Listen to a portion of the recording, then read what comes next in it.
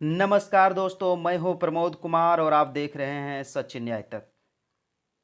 भगवान बुद्ध जयंती के शुभ अवसर पर 29वां विशाल अंबेडकर मेला सह बौद्ध सामूहिक एवं महाधम्म सम्मेलन 6 मई दिन शनिवार को झारखंड के गिरिडीह जिला अंतर्गत जमुआ के कंदाजोर में आयोजन किया गया। इस समारोह और कार्यक्रम के मुख्य अतिथि बाबा साहब के पोता भीमराव यशवंतराव अंबेडकर थे।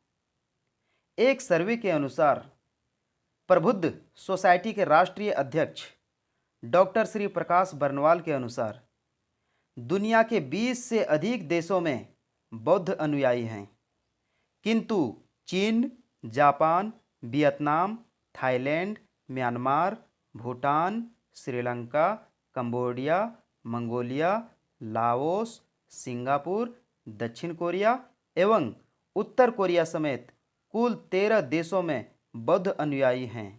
इसके बाद अगर बात करें Bharat, Nepal, America, Australia, Indonesia, रूस, ब्रुनेई, मलेशिया आदि देशों में भी करोड़ों बौद्ध अनुयायी हैं। इस कार्यक्रम का मंच संचालन दीपक भारती कर रहे थे। साथ ही कई वक्ताओं ने बुद्ध भगवान के शांति का विचार और मार्गों पर चलने के लिए लोगों को प्रोत्साहित भी किए, जिसमें मुख्य रूप से बघोदर 20 विधायक विनोद सिंह, जयप्रकाश वर्मा, मंजू कुमारी, अशोक पासवान, धोकल दास, नारायण दास सहित कईयों ने अपने विचारों को रखा।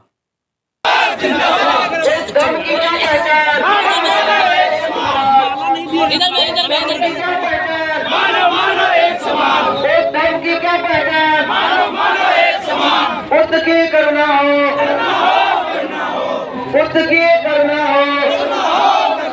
डॉक्टर भीमराव अम्बेडकर अमर रहे, डॉक्टर भीमराव अम्बेडकर अमर रहे। समाज में परिवर्तन आ सकता है, कुछ भी परिवर्तन हो सकता है, तो उसमें सबसे ज्यादा महिलाओं का आगे आना बहुत ही जरूरी है और महिलाओं का हाथ उसमें सबसे ज्यादा होगा, क्योंकि घर गृहस्थी से लेकर के समाज तक सबसे ज्यादा महिलाओं का ही भूमिका होता है। आपको मानते हैं ये बाबा साहब को भीतर घात है, मानिए तो दिल से मानिए, नहीं तो नहीं मानिए, क्योंकि समझ लीजिए कि संविधान भी आज खतरे में है और कहीं ना कहीं हमारे जैसे लोग ही उसको शरण देने का काम कर रहे हैं, करते ही हैं।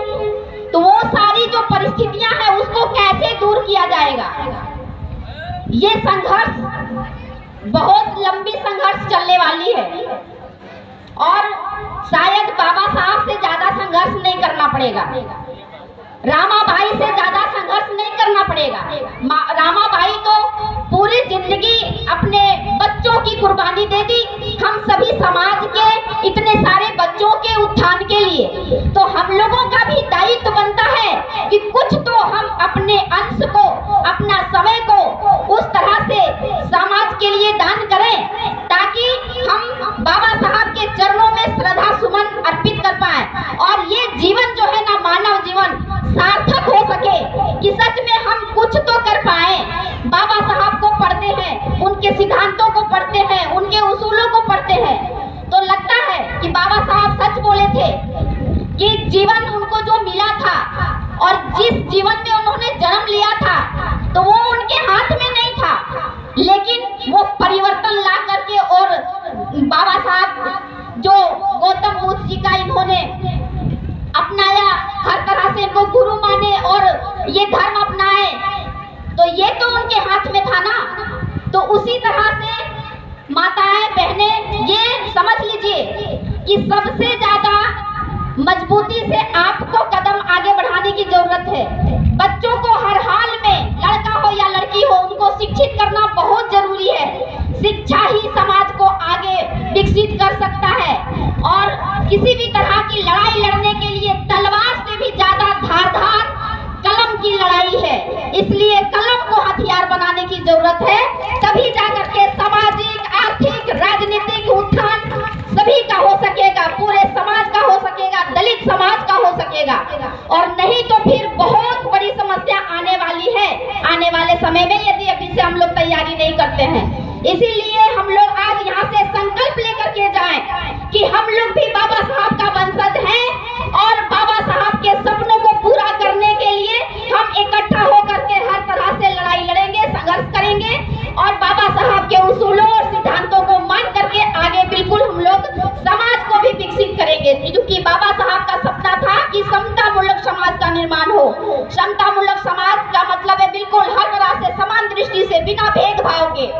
तो ये सारी परिस्थितियां सिर्फ और सिर्फ महिला लोगों के हाथ में है और महिला लोगों को तो आना चाहिए। क्या आप लोग तैयार हैं? आप लोग तैयार हैं? बहुत बड़ी है, यहाँ से आपको संकल्प लेके जाना होगा। इतने भाई हमारे साथ में सभी युवा लोग, हर लोग तैयार हैं, बशर्ते हम सभी महिलाओं को भी आगे आकर के संघर्ष करने की जरूरत है कि हमें अपने समाज को मजबूती रूप में लानी है। हर बच्चों को, हर बेटों को, हर लड़कियों को शिक्षित कराना है ताकि वो हक अधिकार की लड़ाई खुद लड़ सके। अपना सार्वजनिक संपत्तियां भी सत्ता,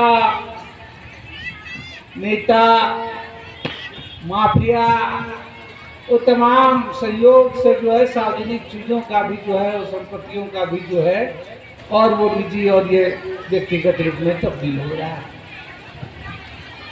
आज जरूरत इस बात की है कि जब सत्ता में बैठा व्यक्ति, जो संपत्ति पे केंद्रित व्यक्ति, उस सारे ये जो असमानता है उसको और केंद्रित और उसको बढ़ावा दे रहा है।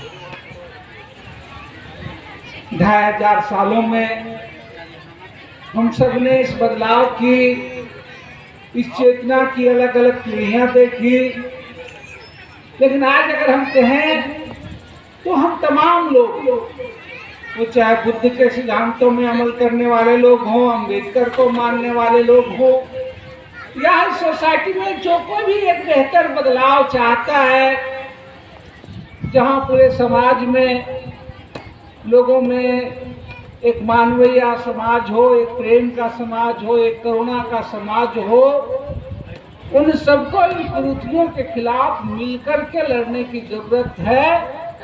उस सामूहिक मुक्ति में ही सबकी मुक्ति है। अब देखिएगा तो कभी जो हम बुद्ध के बारे में एक शब्द जो है यहाँ के शासक जो है चर्चा करते हुए नहीं दिखाई देते हैं। तो ये जो दोहरी फन जो उसका है, वो जो है जब उनका समय आते हैं तो कमजोर तबके के लोग वो अपने जो है धर्म के जाल में जो फंसा लेते हैं। वोट के समय में भी अपने जाल में जो फंसा लेंगे और बाकी समय में जो है उनका ही अधिकार को एक एक करके जो कुचलने की जो कोशिश किया जा रहा है। इसलिए आज जो है चुनौती बड़ी है, तो हमें जो है एकता भी जो है बड़ी बनाने की जरूरत है और एक ऐसे एकता जिस एकता बाबा साहब के मार्ग पर जो आधारित हो, वैचारिक तरीके से एक मजबूत एकता हो और उस एकता के बल पर एक निर्णायक जो है युद्ध करने की जरूरत है, निर्णायक जो है संघर्ष करने की जरूरत है।